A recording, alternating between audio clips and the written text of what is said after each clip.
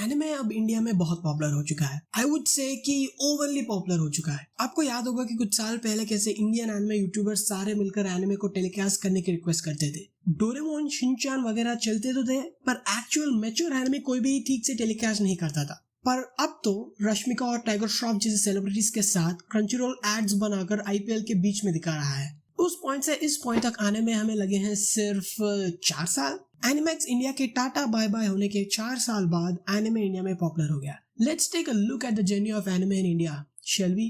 कैसे एक point of time में सारे लोग इसको एक बच्चों की चीज मानकर छोड़ देते थे, आज वही लोग एनिमे को एंजॉय करते हैं, बहुत ज्यादा एंजॉय करते हैं। एनिमे सिर्फ एनिमैक्स में नहीं आता था। सैच बेल, ड्रैगन बॉल, इराटन जेम जैसे और भी शोज दूसरे कार्टून चैनल्स पर आया करते थे, पर उसके साथ दूसरे बच्चों के कार्टून्स भी आते थे। वेयरएज एनिमैक्स में सिर्फ मैच्योर एनिमे आता था। छोटे बच्चों के लिए यहाँ जगह नहीं था। It was mainly targeted towards the 15 to 25 age mark people.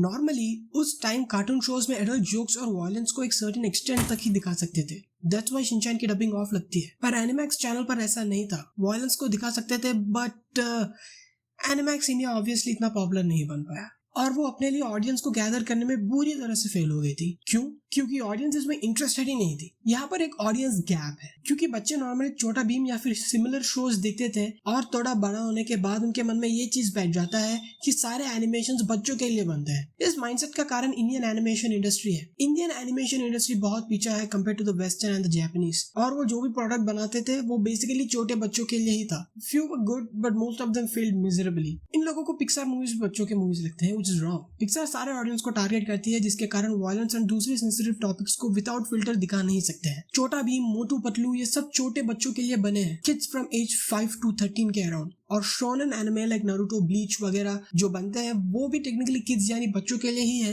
But it is targeting the teenagers who have a different mindset compared to children. Animax ने live action western TV shows को भी टेलीकास्ट किया था, but it was of no use, जिसके कारण वो losses में चला गया और इवेंचुअली सोनी ये के साथ रिप्लेस हो गया, जिसमें और भी छोटे बच्चों के शोज आते थे। जब ये हो रहा था तब ओवरऑल बहुत ही कम एनिमे टेलीकास्ट हो रहे थे, द जेनेरिक वंस, और कुछ इसी समय जियो का 4G रेवोल्यूशन स्टार्ट हो चुका था। With this comes the wave of anime YouTubers जो एनिमे को इंडिया में पॉपुलर बनाना चाहते थे, और इनके वजह से ही मुझे एनिमे के बारे में क्लियरली पता चल गया था कि कैसे जापानीज में बने हुए एनिमेशंस को एनिमे कहते हैं। मुझे बचपन में लगता था कि ये डोरेमोन और पोकेमोन जैसे शोज अलग क्यों लगते थे in terms of animation and ideas. तब मुझे पता चला कि ये भी एनिमे ही थे, और ये भी पता चला कि एनिमे एक जॉनरा नहीं है। इसमें खुद बहुत सारे तरह तरह के जॉनरास होते हैं, targeting different sections of the population. Example, shonen anime जो टीनेजर्स को टारगेट करती है, सेनेन एनिमे जो यंग एडल्ट्स को टारगेट करती है, और भी बहुत सारे जॉनरास है।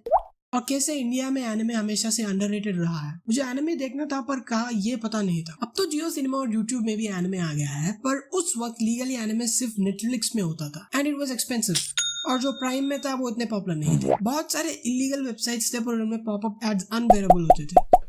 सो मैं एनिमे एपिसोड एक्सप्लेनेशन वीडियोस देखता था, और डेथ नोट के कुछ एपिसोड्स के वीडियोस देखकर मुझे समझ में आ गया कि वो कितना अच्छा शो है। आई वंडर्ड कि लोग इसके बारे में बात क्यों नहीं करते हैं, and I made it my duty कि इंडिया में एनिमे को पॉपुलर बना कर ही रहूंगा। I used to show it to people, पर ऑब्वियसली वो लोग कहते थे कि ये छोटे बच्चों की चीज है। क्या तुम्हें बच्चों की चीज लगती है? पर now that I look back, I think उस समय I just wanted to show how superior I was because of the content that I watch.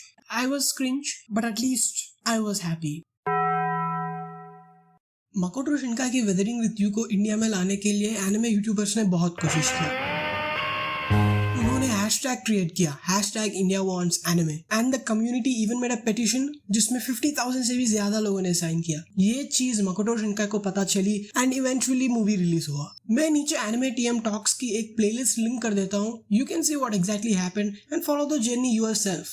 PVR and वकाउ फैंस की मांग को सुनते हैं और मूवी को रिलीज भी करते हैं, पर जापानीज ऑडियो और इंग्लिश कैप्शन के साथ। The amount of collective efforts these YouTubers and the Indian anime community put is just crazy and should not be forgotten. ये एनिमे यूट्यूबर्स ने तो एनिमे को खुद हिंदी में फैन डब भी किया करते थे। This release is an historic movement. This makes weathering with you the first original anime movie two have a theatrical release in India. Original इसलिए कह रहा हूँ क्योंकि इससे पहले डोरेमोन के 2 मूवीज, ड्रैगन बॉल के 2 मूवीज और शिनचैन का 1 मूवी रिलीज हुआ था, हाँ थिएटर में, एंड उनमें जो ड्रैगन बॉल मूवी थी वो उसी साल रिलीज हुआ एंड इस रिलीज के लिए भी एनिमे कम्युनिटी ने बहुत कोशिश किया था and eventually it was released by PVR उस साल एनिमे फैंस को एक भगवान की तरह नजर आ रहे थे। इस समय सारा इंडियन एनिमे कम्युनिटी बहुत खुश था। आई वाज लाइक कि फाइनली जिसको अटेंशन चाहिए उसको अटेंशन मिल रही है, अच्छी कंटेंट देखना चाहिए। And not to forget studio Durga नाम से एक एनिमेशन स्टूडियो तो एनिमे बनाने के लिए भी रेडी हो गई। They announced Karma Chakra the anime, पर पता नहीं क्या हो गया, 3 साल से कोई अपडेट नहीं आई है। एनिमे के बारे में लोग कितना भी बोले,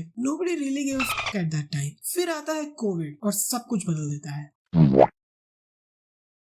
कोविड के टाइम में बहुत कुछ बदल गया था, which includes audiences taste in media. क्योंकि नया कंटेंट की स्टारवेशन थी और थिएटर्स क्लोज थे, ऑडियंस ने दूसरे देशों की कंटेंट को कंज्यूम करना स्टार्ट किया था, जिसके कारण ओटीटी का राइज हुआ। क्योंकि लोगों के पास बहुत टाइम था, they just kept bingeing on non stop. I think news Asia और एनीवन यूट्यूब चैनल्स भी कुछ इसी टाइम से अच्छे एनिमे अपलोड करना स्टार्ट किए थे और इसी वक्त मैंने माय एनिमे लिस्ट भी डाउनलोड किया था just to say that I watched these many anime. मैं एनिमे को 2x पे भी देखने लगा। एनिमे बोरिंग भी लगे, पर इंटरनेट पे इस बंदे ने तो इसको बहुत तारीफ किया। ये तो कह रहा है कि एपिसोड 345 पे अच्छा होगा। चलो कोई बात नहीं, 344 तक तो देख लूं, उसके बाद डिसाइड करूंगा कि फिनिश करना है कि नहीं। उस साल का मेरा स्पॉटिफाई रैप खोलोगे तो सारे एनिमे ओएसटीज और थीम सॉन्ग्स मिलेंगे। उस वक्त वेस्ट करने के लिए दुनिया का सारा टाइम मेरे पास था, but seriously don't do that. Drop it if you don't like it after watching 2 episodes. मैंने फिनिश करने से ज्यादा एनिमे को ड्रॉप किया है। अब ये लॉकडाउन सब कुछ हट गया और थिएटर्स वापस से चालू हो गए। बहुत सारे एनिमे मूवीज इंडिया में रिलीज होने लगे और 2022 में तो क्रंचीरोल ने अपने एनिमे को खुद हिंदी में डब करना भी स्टार्ट कर दिया और मेंबरशिप प्राइस को भी कम किया। उसके ऊपर से सेलिब्रिटीज के साथ ads.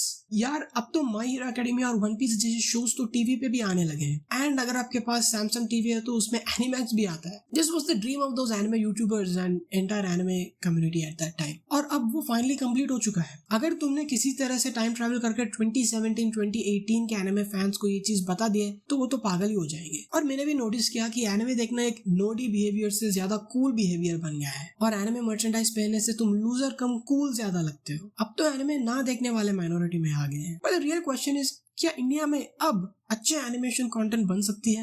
The only Indian animated movie that I like is that Anurag Kashyap's directed Return of Hanuman. It even has a banger soundtrack too. तुम्हारे फेवरेट और लीस्ट फेवरेट एनिमे कौन से हैं? कमेंट्स में जरूर बताना। If you ask me, I think Attack on Titan is well written overall. And now that I look back, most of the anime that I watched, I cannot watch right now with my current mindset. जब तुमको सारे tropes पता चल जाते हैं तो वही kick आपको नहीं मिलेगी। और जैसे जैसे आप अच्छे अच्छे शोज देखते हो वैसे आपको नॉर्मल चीजें देखने में मजा आना कम हो जाएगा। Come on guys, अब तक ऐसे कितने शोज आ चुके हैं जिसमें अगर डीमंस और ह्यूमंस हो तो one of the main characters पक्का हाफ ह्यूमन हाफ डीमन होगा। And from all the anime that I watched and finished, the one that I didn't like at all was assassination classroom. I don't want to elaborate on that. Yeah that's it. Thanks for watching. Like, share, subscribe and hit on the bell to get notified whenever I upload. Bye.